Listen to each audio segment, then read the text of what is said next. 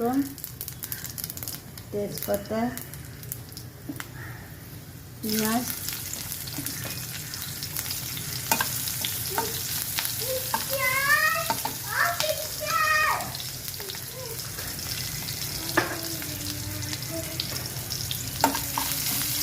পাঁচফোড়ন আর তেজপাতা, পেঁয়াজ লাল লাল হয়ে গেল।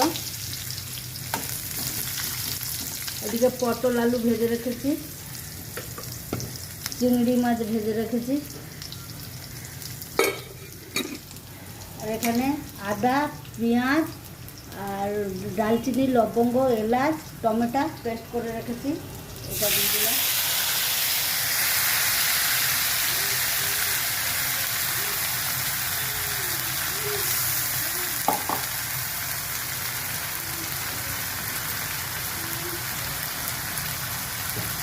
এই যে ভেঙে দিচ্ছি,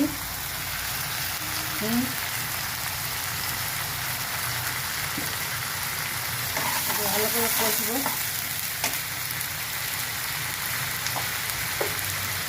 হলুদ, জিরের গুঁড়ো, ধনের গুঁড়ো, লঙ্কার গুঁড়ো,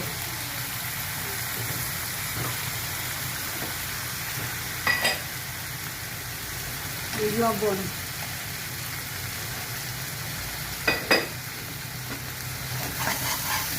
দিয়ে কষছি।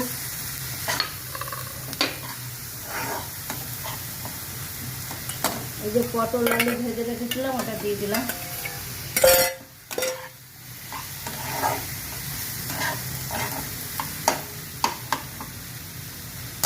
কষা হবে ভালো করে।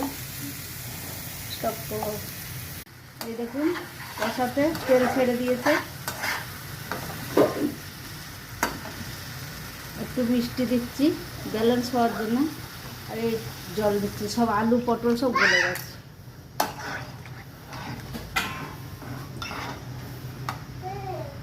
গরম মশলা দিতে হবে না, গরম মশলা, পেঁয়াজ, আদা, টমেটো আর গরম মশলা একসঙ্গে গ্রাইন্ড করে নিয়ে ওটা কষেছি।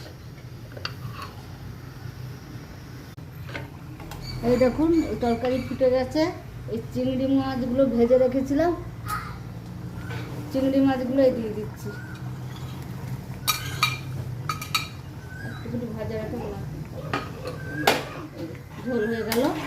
ব্যাস, এই চিংড়ি মাছ আলু পটল কালিয়া।